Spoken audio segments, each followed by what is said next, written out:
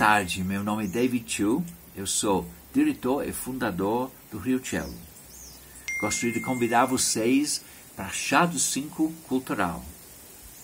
Hoje nossos convidados são Fernanda Cano, grande pianista brasileiro, especialista em Radamés Niatali.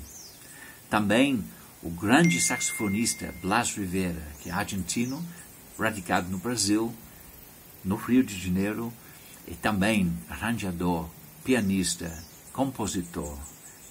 Então, espero que gostar.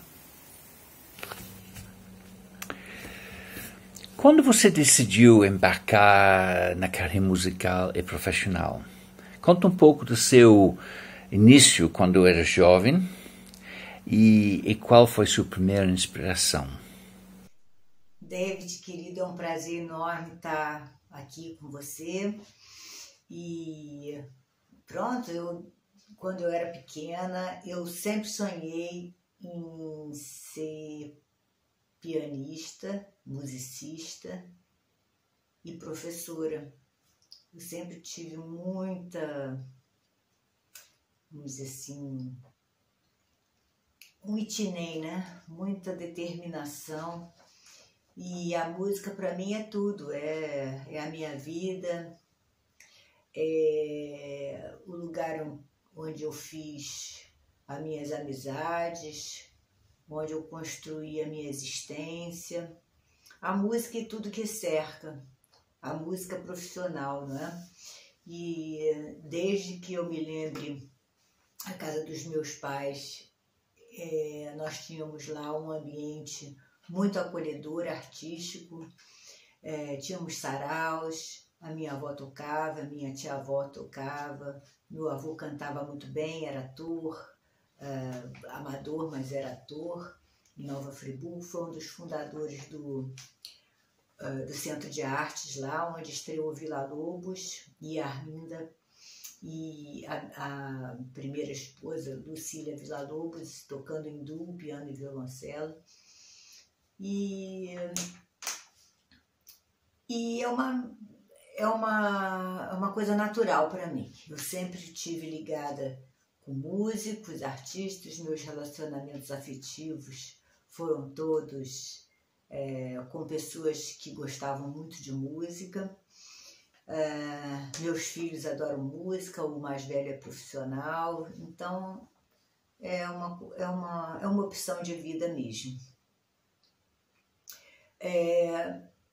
Não me lembro exatamente quando foi que eu decidi ser musicista, porque eu acho que aquilo sempre foi natural para mim. Eu tive alguns prêmios quando era jovem, fiz concursos nacionais, tirei primeiro prêmio, toquei com orquestra, então isso para mim era natural. Teve uma ocasião que eu estudei viola com o Frederic Stefani, que era o grande violista da Orquestra Sinfônica Brasileira, infelizmente não está mais aqui, e eu cheguei a tocar na orquestra do maestro Nilo Hack, que era uma orquestra de estudantes do Brasil. Olha, eu comecei a tocar piano, estudar piano, não tocar piano, muito jovenzinho, com 7, 8 anos. Só toquei piano. O saxofone veio depois, porque meu pai não gostava de piano e ele queria que tocasse saxofone e comprou um saxofone. Então passei, mas eu já tinha 17 anos.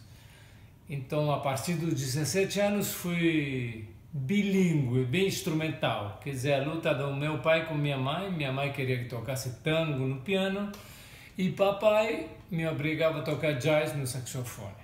Essa foi a história do começo. O Riucello, em 27 anos, proporcionou grandes momentos, inclusive foi quando gravamos as obras completas do Radamés Niatali. Você se lembra?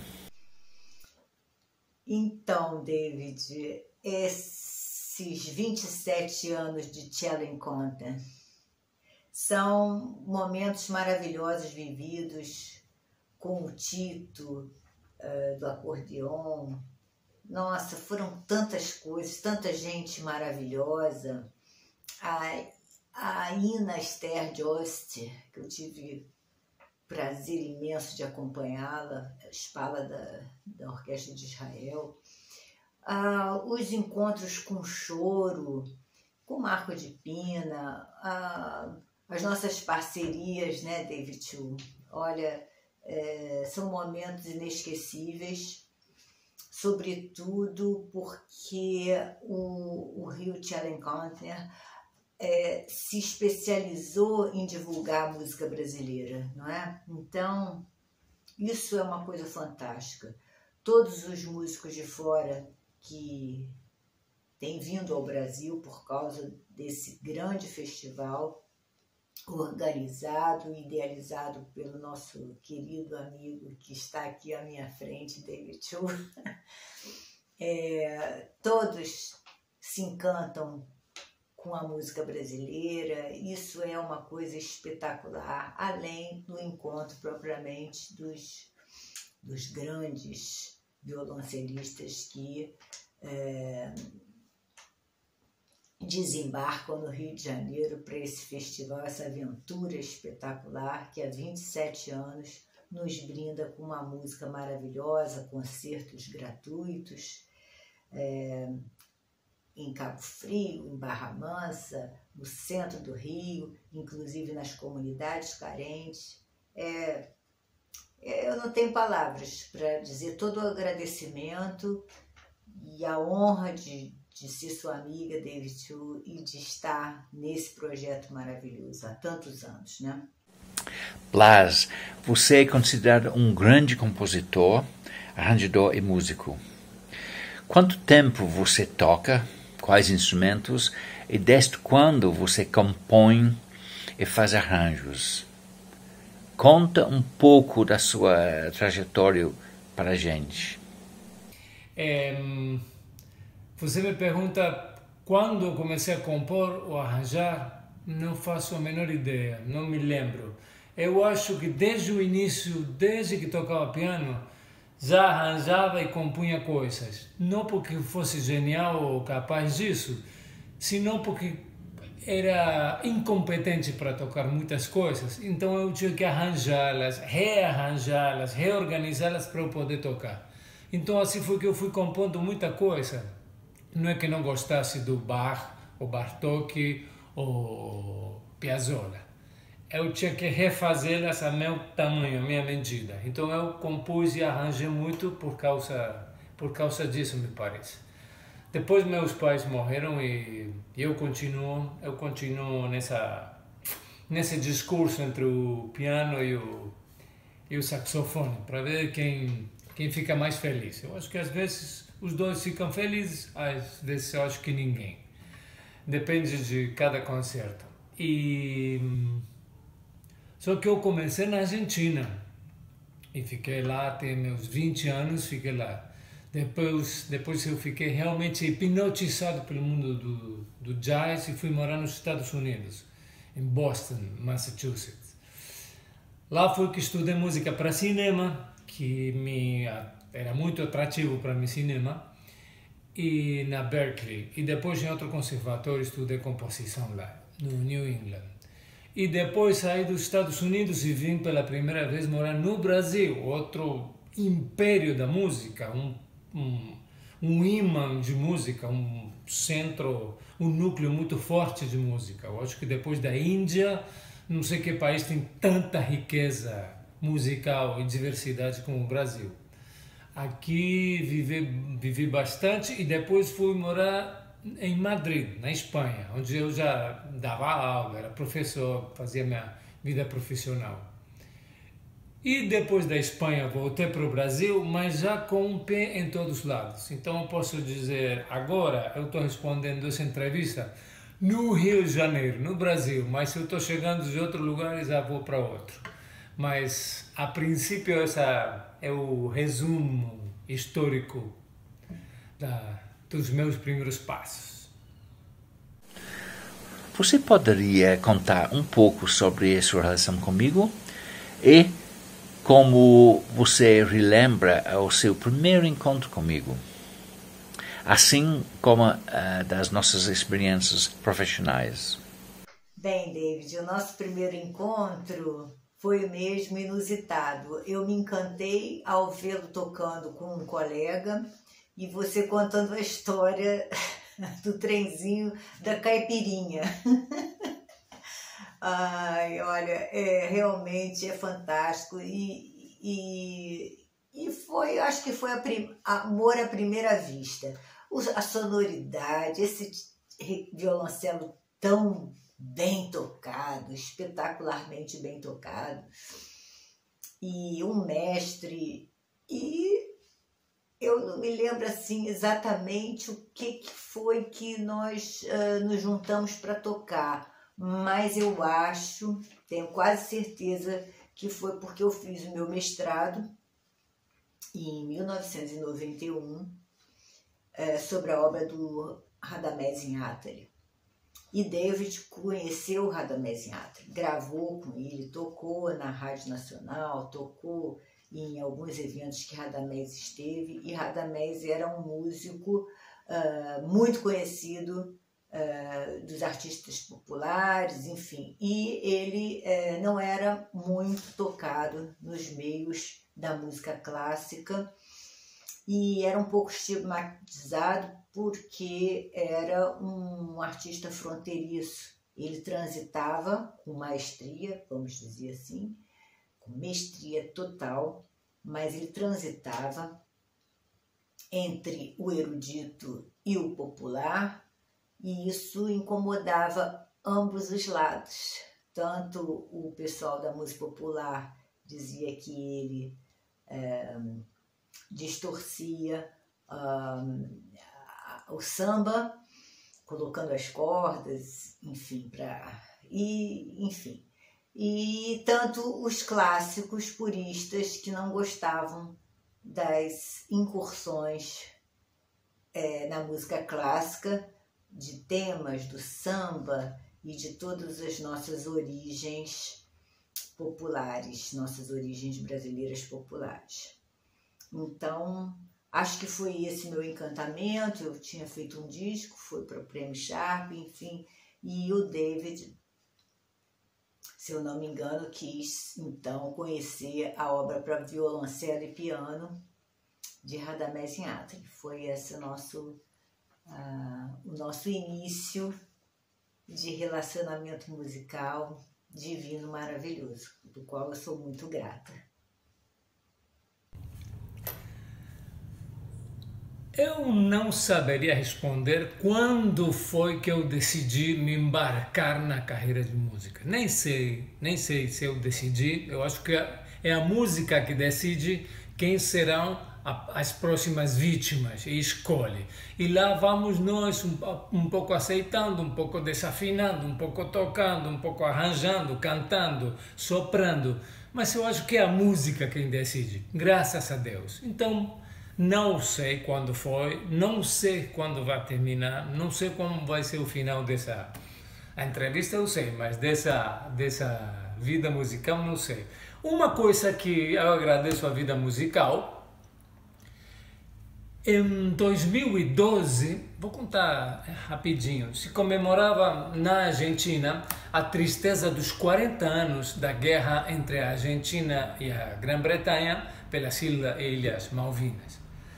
Então tivemos a ideia de fazer uma série de concertos entre um argentino, no caso eu, um inglês, David Chu, tocando violoncelo.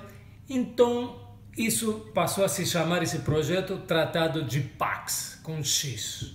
Não que queira ser a Pax Romana, mas Tratado de Pax. E nos enormemente acompanhou um pianista uruguaio, como se fosse o resto do mundo atrás da gente. E nossa mensagem musical, no caso, a única que nós podemos dar realmente, era parar com as balas, parar com as invasões, parar com o império da dominação e conversar, e ter notas, não balas. Realmente não sei se nós conseguimos, mas foi muito interessante, foi muito emocionante. Nós viajamos à Argentina do norte, fronteira com a Bolívia, até o sul, fronteira com os pinguinos, em todas as universidades. Isso me fez, foi um presente que a tal de música me deu, porque não só nos aproximamos muito musicalmente com David Chu, que nós tínhamos tocado juntos alguma vez, ou para outro maestro, mas não tínhamos grande coisa feita. Mas isso nos aproximou muito. E nos aproximou muito não só musicalmente, sino fraternalmente. Teve um antes e um depois. Depois do Tratado de Pax, nós temos um tratado de amizade de Pax, que ainda é pequenininho, muito pequenininho. Duvido que ajude a resolver as guerras e questões do mundo, mas já começou. Temos um senhor inglês que toca muito maravilhosamente o violoncelo, e temos um jovem argentino que toca mais ou menos o piano e o saxofone. E conseguimos essa beleza de projeto que nós vamos continuar repetindo a cada ano, insistindo e batendo a porta. Quem sabe um dia conseguimos. Poderia falar um pouco sobre o telecinema? Na verdade, a paixão pelo cinema vem de muito atrás. Eu já estava te contando que no início eu fui estudar nos Estados Unidos, fui estudar música para cinema.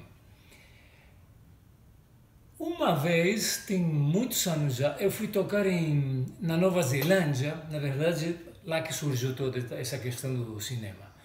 Fui tocar na Nova Zelândia e cheguei numa primeira cidade para tocar, onde fui convidado pela primeira vez, Nelson, que é um lugar pequeno, na Nova Zelândia.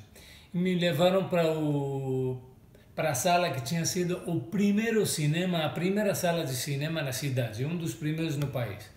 E eu conheci um senhor muito velhinho já, que era dos primeiros que tocava piano para as músicas mudas naquele lugar. Eu fiquei muito amigo dele, me vieram 1000 ideias, me soprou 1000 ventos de imagens. Então, como eu estava sozinho, não tinha um grupo tocando comigo, eu fui fazer solos, decidi fazer uma temporada lá naquela sala que tinha um piano fantástico. Eu estava levando meu saxofone e tinha uns instrumentos de percussão. Então eu escrevi música para cinema. Que cinema? Aí escolhi meus ídolos, que são King Kong, Drácula e 2 Nosferatus. O primeiro e o segundo, que é o Klaus Kinski. Então eu decidi fazer música no saxofone, no piano e na percussão, e juntei imagens dos 4 em pequenos filmes, resumos de filmes. Eu fiz uma seleção, editamos, e eu fiquei tocando vários finais de semana naquela sala, sozinho, e no público estava aquele senhor John, que era o primeiro que tinha tocado piano no início do século XX. Ali que nasceu todo. Claro, voltando aqui, foi no Festival dos Violoncelos que o mundo abriu.